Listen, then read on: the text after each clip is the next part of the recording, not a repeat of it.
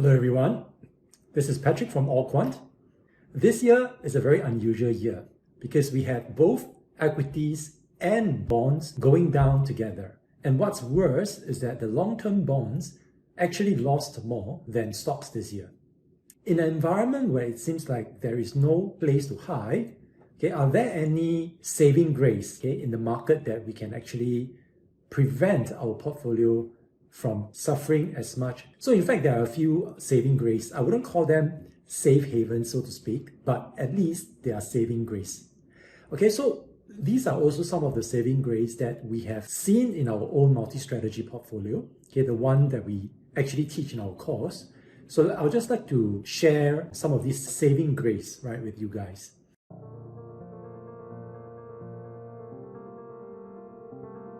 One of our strategy, which is a sector rotation strategy, was mainly invested into defensive sectors for most of the time during this year.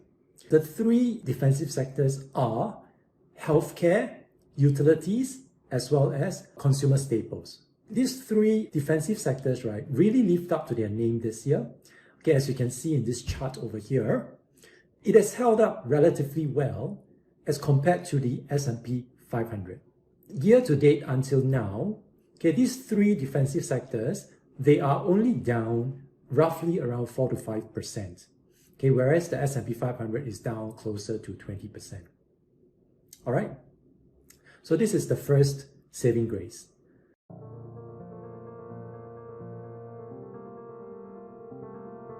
In another strategy that we have, which is the trend following strategy, we are mainly invested into Dow Jones Industrial Average stocks.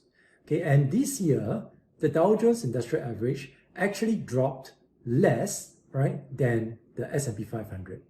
I think the main reason is because this year was especially bad for technology and growth stocks. And these are the stocks that are more heavily represented in the S&P 500. Whereas it's less so in the Dow Jones Industrial Average.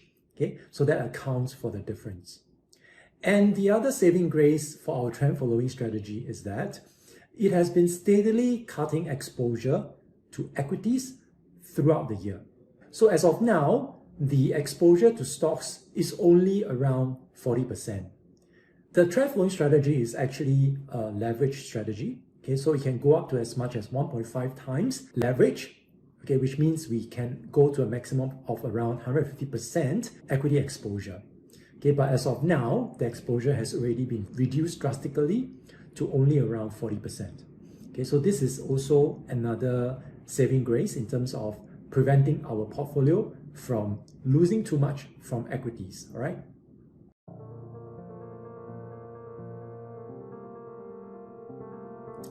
The last saving grace is our volatility trading strategy. Volatility trading is a little bit of a wild card, because it's a bit hard to know what kind of performance it would have, given a certain market environment. It really depends on how it reacts, to changes in the volatility risk premium.